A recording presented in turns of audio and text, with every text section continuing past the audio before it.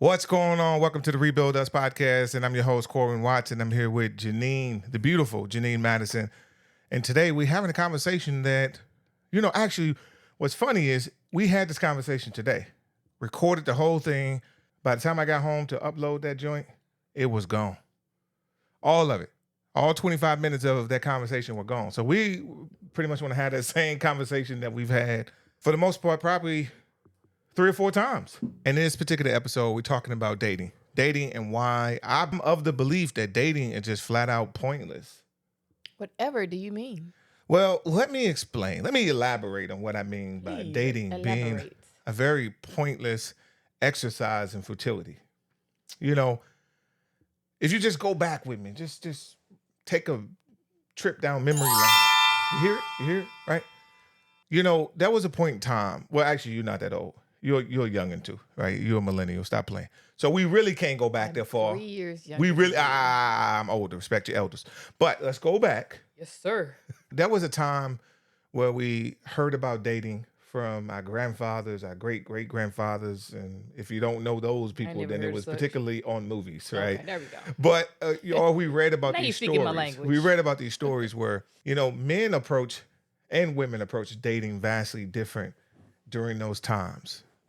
There was a time where young women like yourself, much younger, you look young, but you know what I'm saying? She got a little experience on her. But there was a time with a young lady like yourself, you were prepped by your mother and your grandmother to be a wife. You would have been, right? Right down to every detail of, proper etiquette and how you talked, how you ate, how to take care of your home. Set up a perfect posture. Exactly. That part. How to take care of your home and care for your man, right? Femininity was something that was celebrated and glorified in our community. And for young men who had a father who understood work ethic and hard work and discipline and knew that if I was going to take a young lady to be my wife, one, I needed to have the character, right? That family tradition and how we carry ourselves, the status in the community, but also financially, making sure that my ducks was in the row.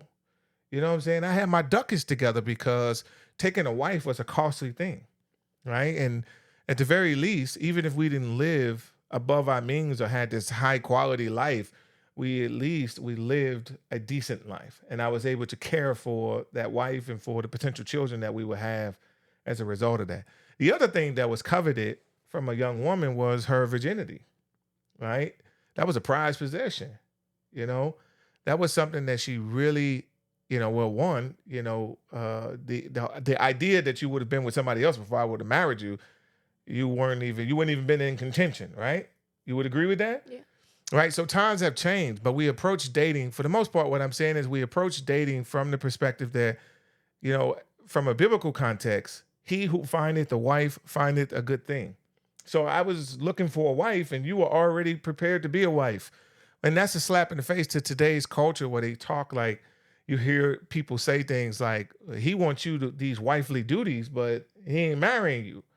But it's strange to say that because, you should already be a wife. Right. If you know what I mean? If you're looking for that, you want marriage, you should already present yourself as a wife. Yeah, you get the ones to be like, I'm not doing that till I'm married. Hmm. Why wouldn't you do it now if it's just who you are?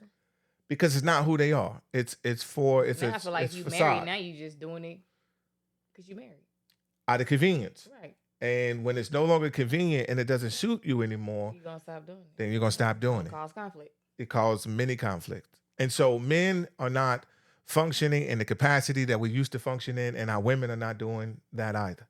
Mm-hmm. So that is the crux. So when I think about what it means to date, we're no longer talking about a courting relationship. I'm no longer approaching it from the perspective that he who findeth a wife findeth a good thing. I'm looking at it as I coined it, the test drive.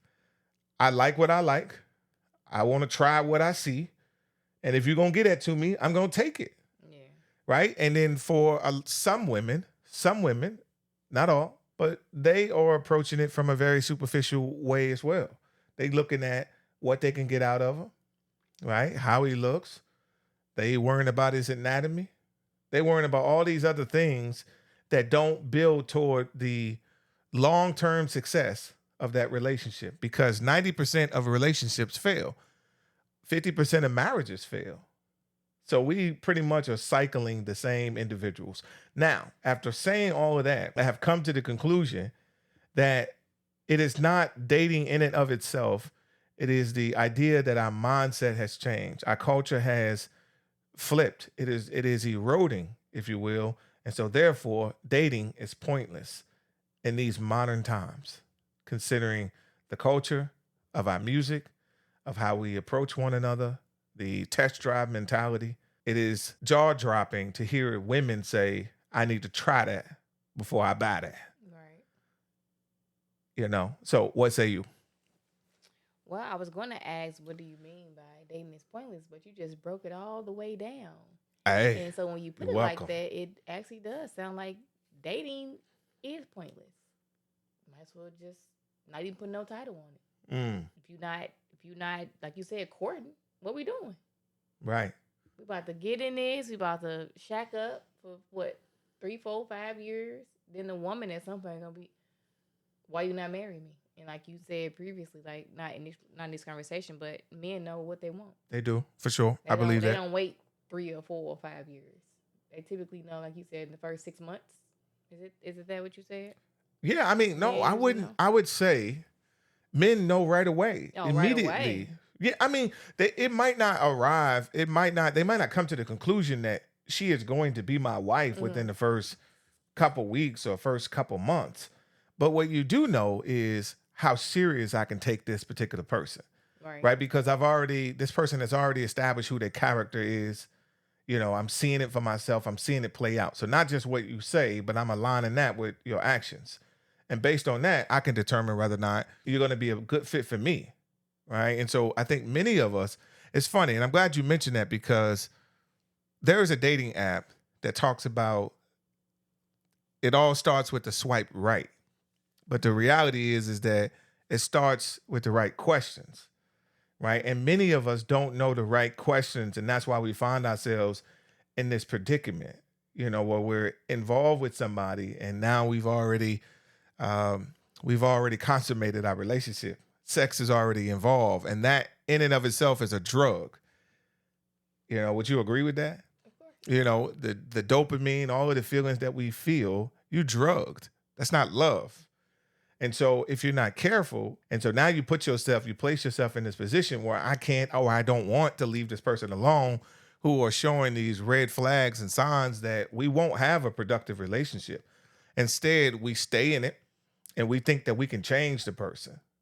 And that's the wrong answer when you're talking about approaching any relationship, thinking that you can walk into it and I'm going to change this person to make them better for me. Mm-hmm.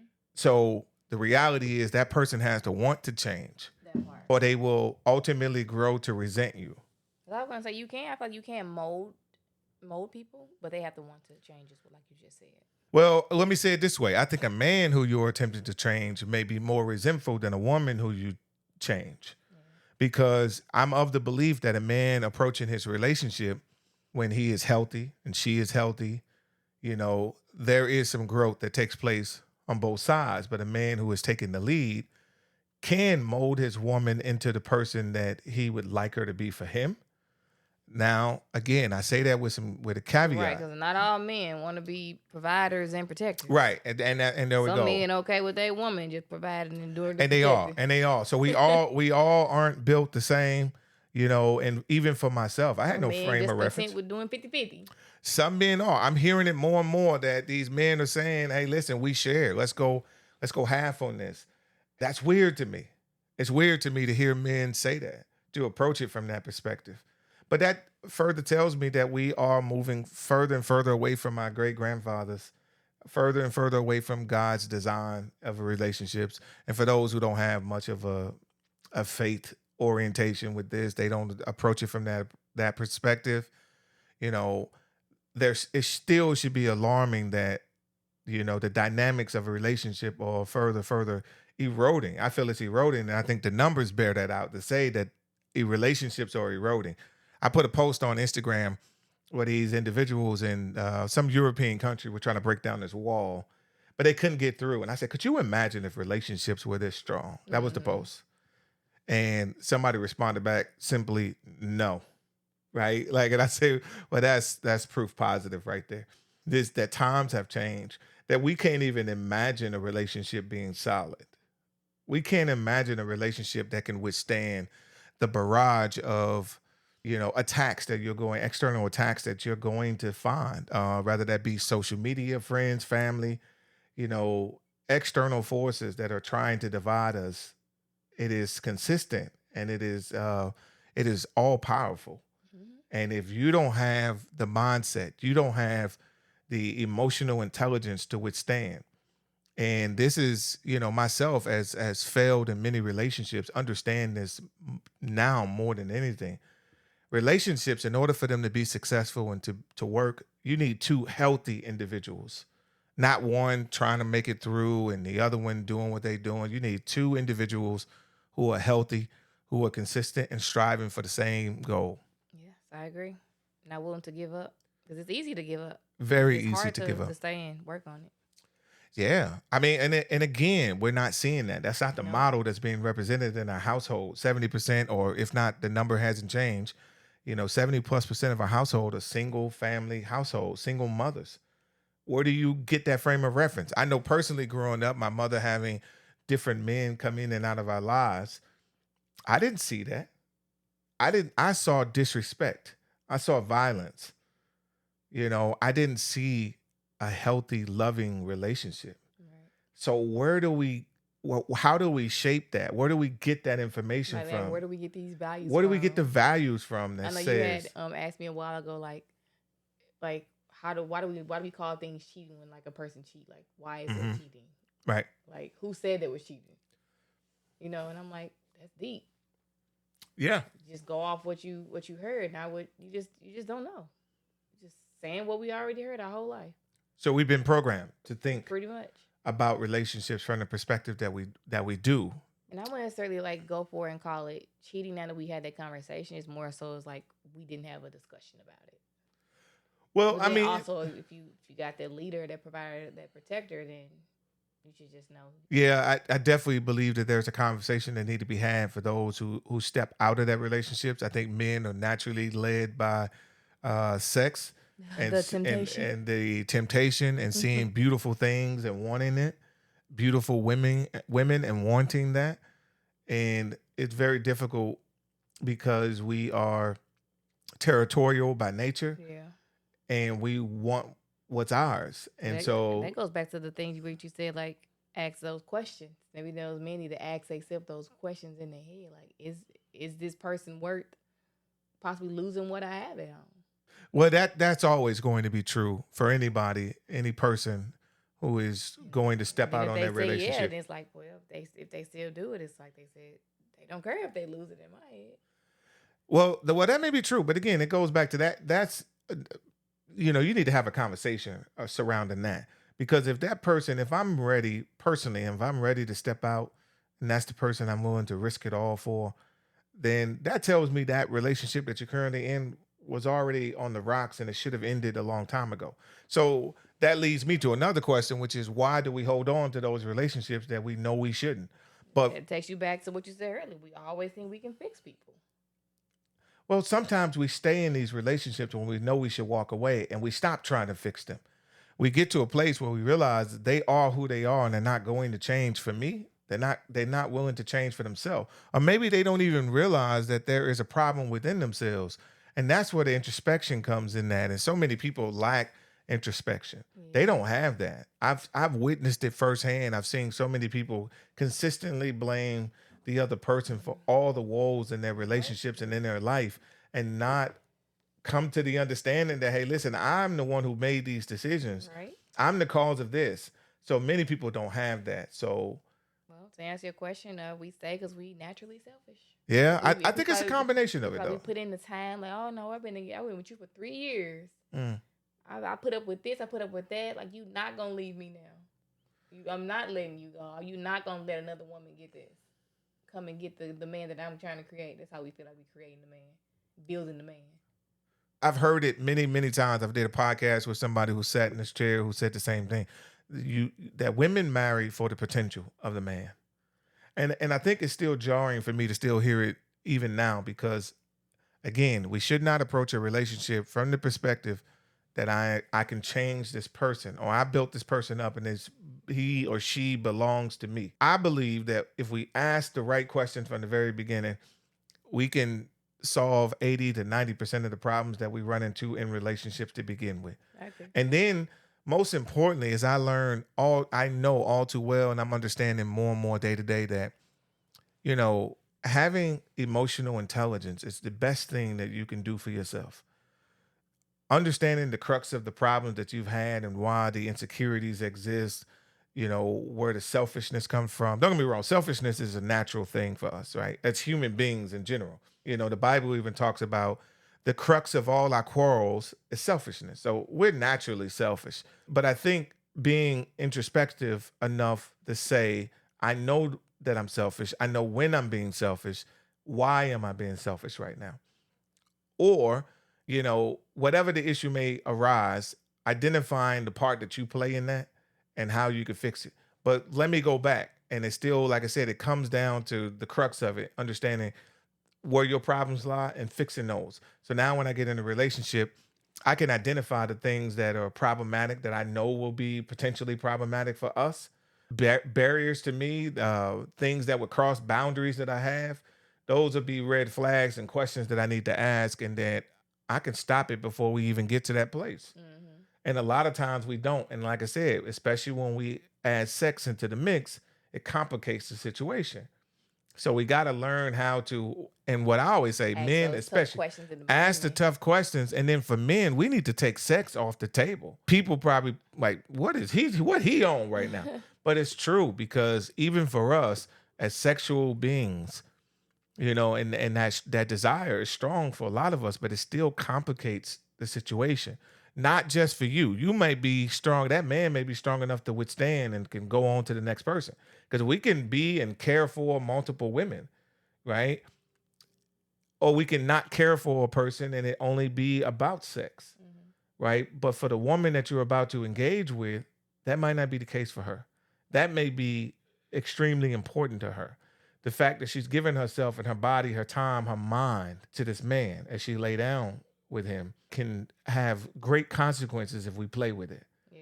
And a lot of times we end up playing in these situations as men. We play in these situations, causing more problems for that relationship. And I'm just trying not to be on the crime Because we story. don't That's ask the all I'm right doing. questions. But I like what you said when we first started talking in the beginning that, like you said, ask the right questions. Like men should definitely ask themselves, is this person, can I see myself having kids with this person? Sure. I love that when you said Definitely. that. I'm like, that was deep to me. Definitely. And if the answer is no, then you should not even be having sex, whether it's protected or not. Yeah. If you can't, because ultimately that's the outcome. Potentially, yeah. Potentially, Yeah. whether That's you potentially the using outcome. condoms that can break, birth control that can fail. So it's like if all fails, can you see yourself being around with this person and this child, raised being a family? I agree 100%. Never lay down with a woman or a man that you cannot see yourself having a child with. And many people live in a lifetime full of regret for that simple thing. Mm-hmm. And all because they could not control those urges. But again, what I want to point out in saying that though too, because that makes me think about something very interesting, and that is trauma in and of itself can make a person more promiscuous, if you will. Well, that brings you back to what you were saying. You got to ask the right questions. So we have to dig a little deeper into our lives. We ask the basic questions. We do. Your mom's still around. Your dad's still around. Was he around? How many siblings do you have? Right. How many brothers and sisters do you have? Do you have kids? What school did you go to? Things like that. We need to go deeper.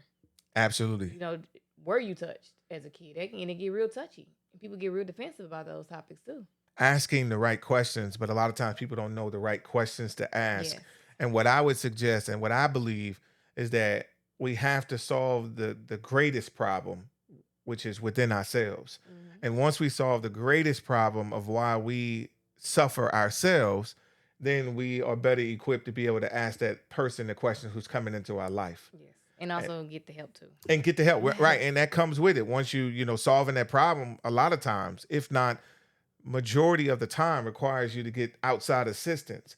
We can't do it ourselves. I think that's the fallacy, is believing that we can fix Yeah, we ourselves. always think that. And you We can't think we fix good. Made it yourself. this I'm long, we good. good. As I say in my book, The Road to Nowhere, we function in our dysfunction. And it's funny because I was in counseling and I remember the counselor saying to me, here I am in tears, bawling, right? Because I'm having this epiphany about enduring what I did in my childhood and suffering from dealing with abandonment and all these insecurities, and telling her about a situation where I realized in that moment I didn't have family. I didn't have the people around me. I didn't have people who I was 100% certain cared for me. One of the things she said to me, and I never forgot it, and I wrote about it, was that, well, Corwin, listen, with all this being said, like almost like to say, what is it that you want from this? Because these are things that you're dealing with, but you're functioning.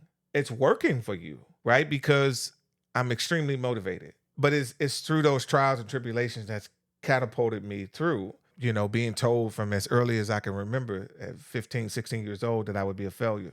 It's through those things that we persevere and we push through. And when she said that, I thought, well, she's right. I do function, but my relationships are failing. I'm not having the productive relationships that I want to have. And that's what made me think that, hey, listen, well, I'm functioning, but I'm functioning in dysfunction. So many times we function in dysfunction. And so that may works for you and you get by doing that just fine, but deep down that there's a problem. The reality is that we will suffer trauma because trauma knows no age, no race, no bounds. It has no bounds. But we jump in and out of relationships looking to fulfill a void, seeking that confirmation, that affirmation from somebody else to fill the void that cannot be fulfilled by another person. Many of us approach relationships like that. And that's why we stay in and out of relationships and nothing meaningful truly come out of them. And so, health is of the utmost importance. And we come right back full circle to that, is that that's another reason why I suggest that dating is pointless in these times, in this culture that we live in today, because many of us are suffering from mental illness. Many of us are suffering from traumatic past that we haven't resolved the issues within that. We literally partner up to fill voids or to fulfill time and space and realize that all of this baggage has now been placed in our living room. Nobody's unpacked it. And it starts to unravel as we move forward in our relationship. But now it's too late because we feel like we're in it now. And it makes it that much harder to detach, if almost impossible. And when we go through this merry-go-round and the cycle of the breakup for the makeup. And some of us are fueled by that. Mm-hmm. We need that. We need that to feel whole. And we start arguments and conflict because we need to feel alive, because we're so used to the toxicity and the dysfunction in our lives. So I'm of the belief that dating in these days, these times are pointless until we fix our mindset. So what is the message? What do we tell our children? What do we tell our daughters, our sons related to dating? And how has, just hearing this information, has it changed? Is it a paradigm shift for you? Has it changed your mindset and how you would approach disseminating this information to your daughter, to your son? Or is it still the same? Oh, no, it's definitely different. I mean, I try to talk to my daughter about these things. I try to have her save her virginity until marriage. But, I don't know how to get her to understand that fully and wholeheartedly and commit to that. I don't know how to get her to. All I think I'm just trying to tell her things from my experience, my past, so that she don't, make any mistakes, or I want her to be better. So I don't even know how to have that relationship or that conversation with her for her to understand the importance of her virginity and that she shouldn't date around. So I guess that's a whole nother story. Right, bring the kids on, have them talk and see what they think, because she's 15 and she's had at least 2 boyfriends. Right.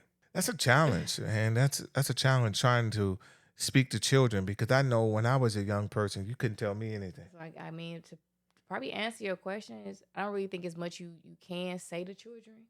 You can try to tell them like what it is, what it is they maybe should do. The only thing we can do is show them what a happy relationship is, or a happy marriage is, or even when we're not happy, even when we have conflict, you know, let the children, see that. I mean, we don't argue the type of problem. We don't scream and yell at each other. We just have conversations. We're not always 100% happy, but we're not walking around looking all mad. And if we are, we can let the kids know. This is what was said. This is what was done, so that they know like it was not always happy days. It was not always sad days, and we don't leave out the house because we're mad. We don't sleep in separate rooms because we're mad at each other. We don't go to sleep mad at each other. Like only thing you can do is pretty much just show your children so that they can have some kind of foundation for when they do get into their own relationship. They'll know what to look for. Where did that come from? That's not normal. Where does that come from? Where does what come from? That mindset that we won't go to sleep mad. We won't leave the house. We won't sleep in separate rooms. I've known nothing but that. Where did that come from for you? For me, it's tomorrow not promised. So, I mean, is it Tomorrow isn't someone, promised did you to us. lose someone?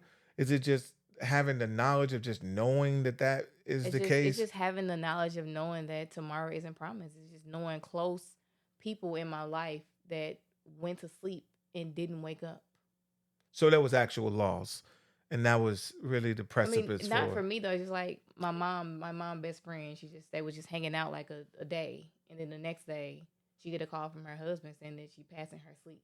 Mm, So it's just not even just that, just death in general. So hmm I guess, so to answer the question, I guess it would be just loss. So it took loss for me to look at life like that, Right, because it's like it's right. not tomorrow. So I would really, I would really feel bad for myself if we went to sleep and I said hurtful things and you didn't wake up. Mm, And all I can think about is like, why did I say that? Am I the reason? You just don't want that on your conscience at all. mm. If something happened to someone, you wanna be like, we were happy. We went to sleep happy. I told him I love him. I kissed him goodnight. It's like your peace, kind of like your clothes. People always be like, I wish I could have said that. I wish I could have said that. But just say it while they're alive. Like they say now, give them their flowers while they're alive. Like it's one of those things. So, Mm. Okay. and also it's just not healthy to just go to sleep mad. Because then you wake up, you're like, why was I mad? Why didn't I get held that night? Mm. You want to go back, but you can't go back. No, that's powerful. That's deep. I certainly have lost, not an intimate partner, but I have had my share of loss. And having served in the military, understanding completely that life isn't promised to us. It had different understanding that, and that's why I think too, like I know like just being in a relationship currently and not engaged in conflict, it's a blessing. It's been freeing. It is absolutely a breath of fresh air. I'm serious because my whole life has been filled with conflict. It's been filled with drama and toxicity and volatile situations and instability. And that helped. That helped me understand you more too, with you being vulnerable and opening up to me about those things in your past. And also me reading your book, Brought to Nowhere. That Yeah. also, it helped me take a step back. And then you told me earlier on in our relationship, because I used to get upset about you leaving the light on or maybe just leaving the door open. And then your words to me was like, you shouldn't trip off things like that. Like if you'll miss me if something happened to me, you'll miss me leaving that light on or miss me leaving that door open. And I'm just like, wow, you are right. I will miss turning that light off and closing that door. So it's like a more so like a thank you. It's Mhm. like a wake up call, like a reality check. Like check Right. message.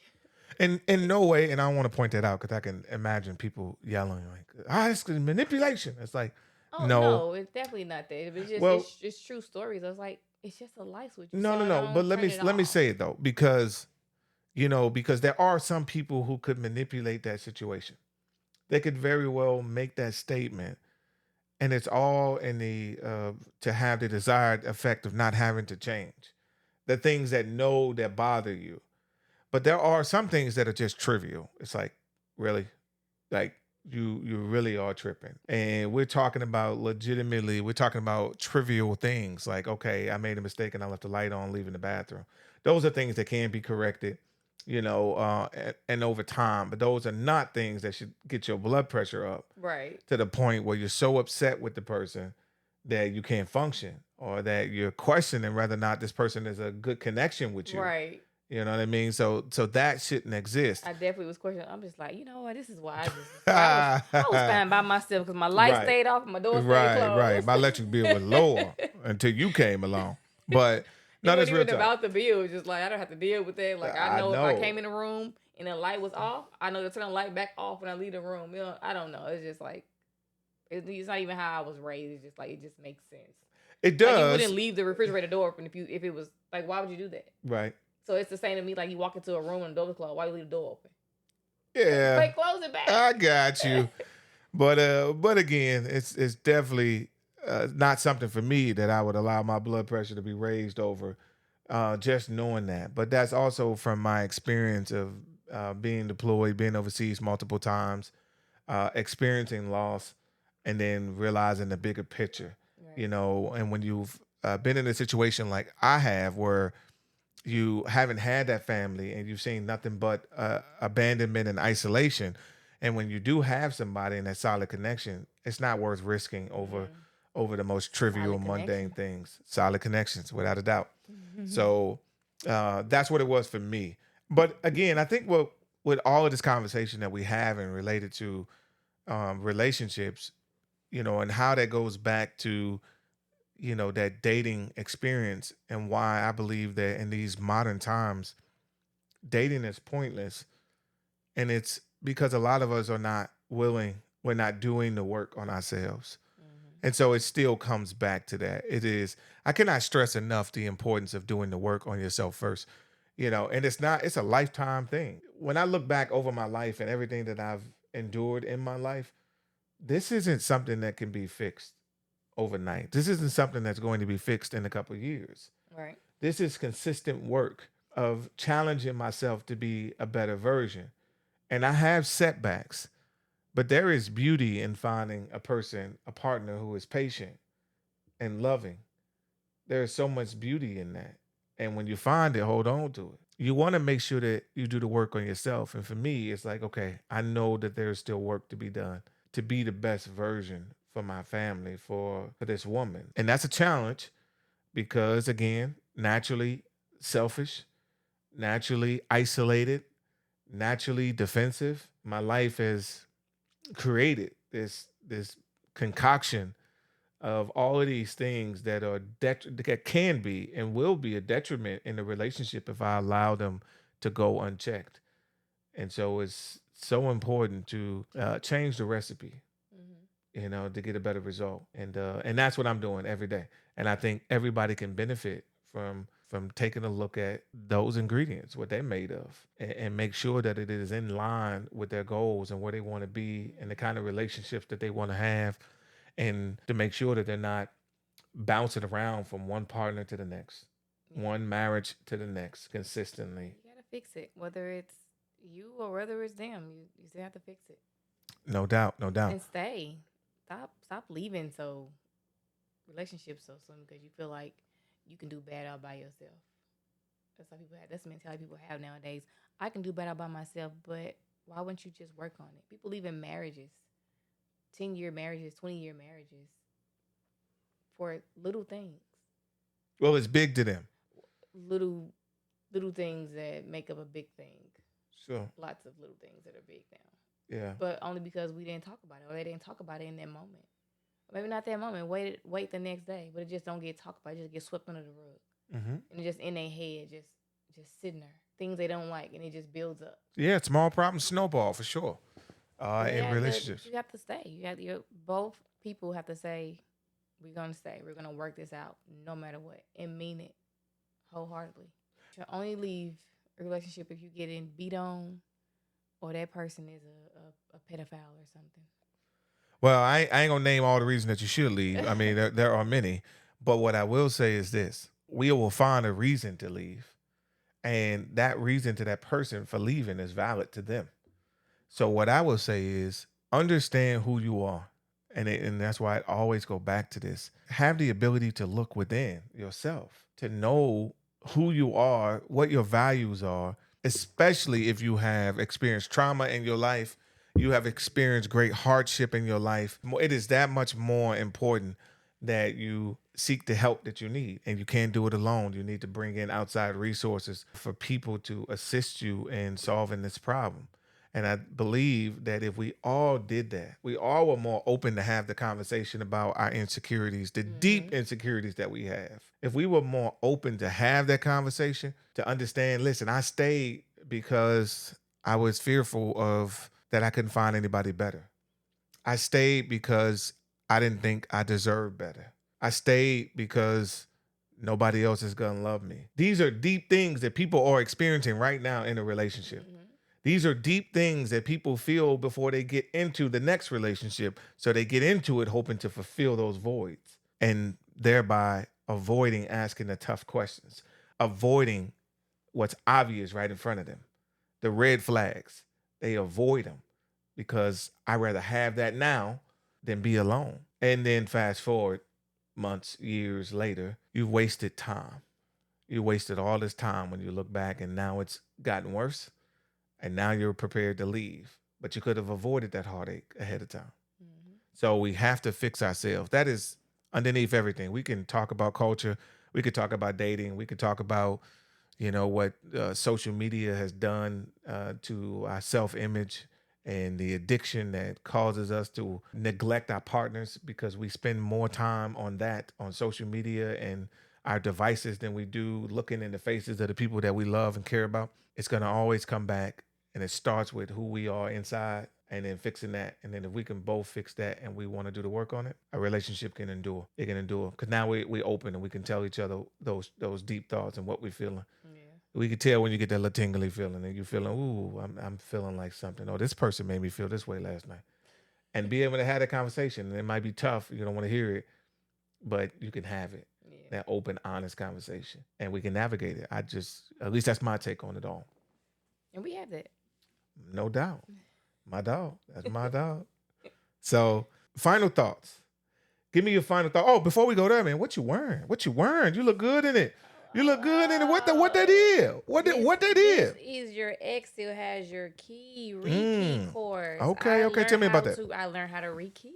You learned how to I rekey. learned how to Wow. rekey Okay. a lock. I know how to disassemble it from the door. Okay. I know Okay. how to take the whole pins out and add them back in. I know how to rekey your lock. So if you have any old keys laying around the house, you just want to upgrade your Mm. keys So in you know your how to take old keys laying around the house and determine what what pins. what pins go to it? Yes, Shut your yes, mouth. I do. Where you It's learn that from? I learned that from Corwin Who Watson. who you learning from? Corwin Oh Watson. He man, got a shut course your mouth. Shut called your "Your mouth. Shut Ex your Still mouth. Has Your Key." It was really fun too. I enjoyed it. Speaking of that, your ex still has your key. Go to yourexstillhasyourkey.com and you can take that course. And if you feel like, man, listen, I don't want to learn how to rekey. I'm not about to get my hands dirty. I just got these French tips on. I just got these nails done, whatever the case may be. I get it. I get it. And it might not be for everybody, but here's the thing. Every family can use a locksmith for sure. Every family can use a locksmith. It might not be for you specifically, but you may have a son, you may have a daughter. You got somebody laying around the house who aren't contributing to your bills. Give them something of value that they Mhm. can take hold of. While maybe they're waiting to go off to college or they're already in college, an opportunity to have a skill set that nobody can take away while you're waiting on a job, or you have a skill set that you can use instantly, right? But most importantly, your family and yourself in your household now have a person who can rekey your locks, who can give you that peace of mind. Because it's not just the ex being the person that you laid next to for years. It could be an ex coworker who you might have given the key Or to, a roommate or a neighbor. or your neighbor, or family members who are no longer present in your life, or simply you just lost the Or you key. lost your extra key and you just don't know where it's Absolutely. at. Absolutely. So you can wait around and call a locksmith and get a 5 hour, 6 hour window. And there are great locksmiths out there. So this is no shot to them. That work will continue. But for the residential market, for those people who would like to learn a skill set or gift this skill set to somebody that they care about greatly, who they trust, who can do this for them, man, it can provide a great deal of peace of mind, and taking back your own security. It's very important. Your ex still has your key. You can sign up. You can take this course on Udemy. That course is udemy.com, udemy.com. You can type in Your Ex Still Has Your Key, Locksmith Rekeying course. You can look it up that way, or you can go to my website at rebuildinus.com. That's rebuildinus.com, and you can take it on there as well. Get you some cool merch. We have these shirts here, these sweatshirts. They come in t-shirts as well if you like that. Your Ex Still Has Your Key. We got coffee mugs. We got shoes. We got cell phone cases. We have. Did I say t-shirts already? Yes, you did. We got a number of different things, man. All kinds of merch. Check it out, man, and support. All of this leads to ultimately the greater goal, the more distant goal, but hopefully short-term, shorter than later, rather, and that's the hope at the Ozarks. And so I have some property out on the Ozarks. It's about 22 acres that I've had this vision about how I would change the dynamic of our young people, those individuals who come from similar background as I, being a ward of the state, group home to juvenile, back and forth, who feel isolated, who have been abandoned, and create this safe haven, this sanctuary where they will have a place to go. Also, too, man, it took me getting out of St. Louis. It took me changing my zip code, my area code, in order to ultimately become who I'm becoming. I needed that experience to have done it. Otherwise, I believe I would have been just another statistic in the St. Louis streets.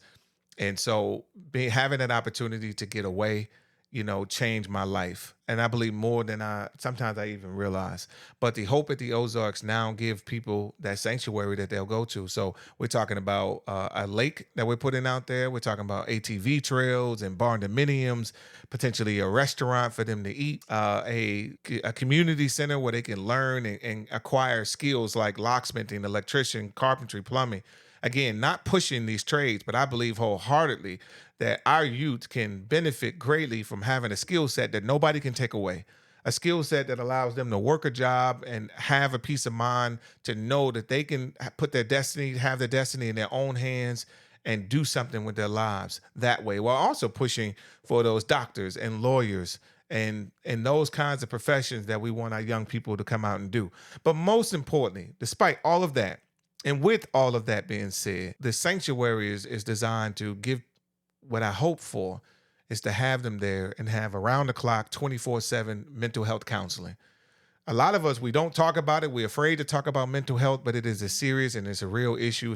It's a prevailing issue in our culture, and it's what's missing. It was certainly what was missing in my early childhood, and I wish I had gotten early on, because broken boys and broken girls become broken men and broken women. It's just the reality. Rather, we want to talk about it. We want to acknowledge it. And rather than point the finger at everybody else, we need to point them at ourselves. We need to realize that a lot of us have been affected, impacted by this. So those children, I want to bring them out there to get that around the clock mental health counseling from professional qualified mental health professionals, in addition to the mentorship that they deserve, to show them something different, to say, hey, listen, we can come from these environments, but we don't have to be a product of that. We could do something greater with ourselves. And these people are doing something greater. And so calling out for individuals who want to partner with me for the Hope at the Ozarks, who want to partner in terms of mentorship, and mental counselors who would like to partner and do something great. Do something great for the next generation of people, because it's not too late for them. It's not too late. Some of us as adults, we kind of stuck in our ways, and it is what it is. And while I pray for us as well, but it's the youth that we have the opportunity, the trajectory of their life.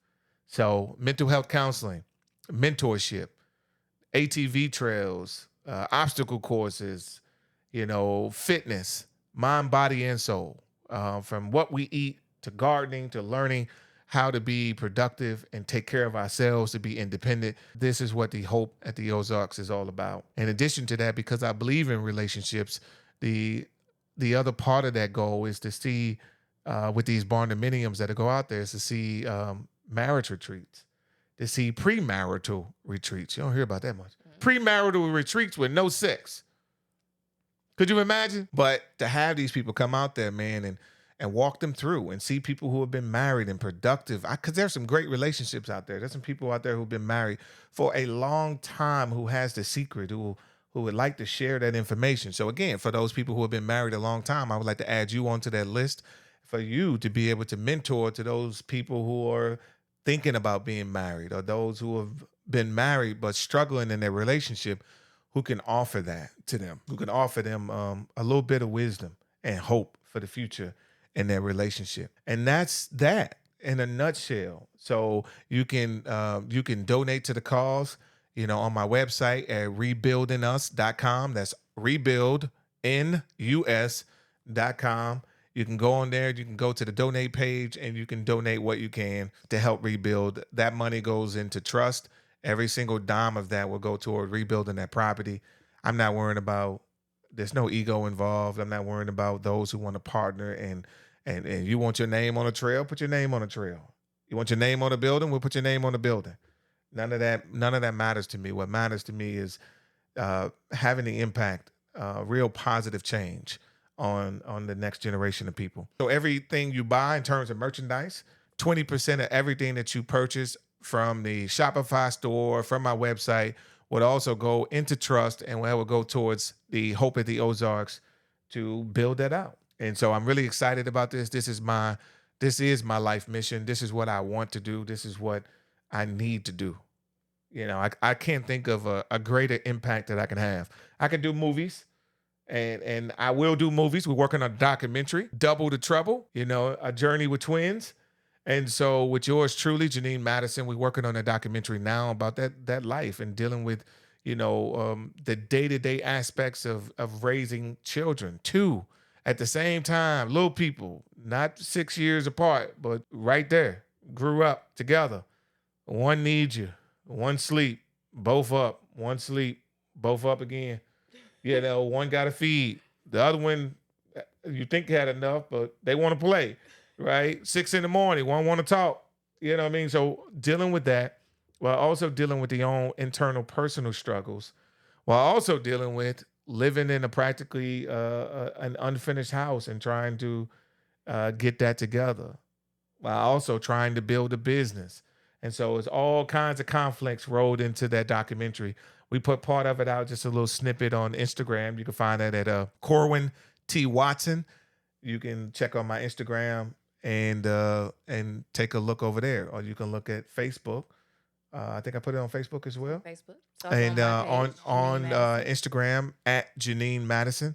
You can check that out as well. And so we got the documentary coming. We got the merchandise to ultimately help produce the Hope at the Ozarks.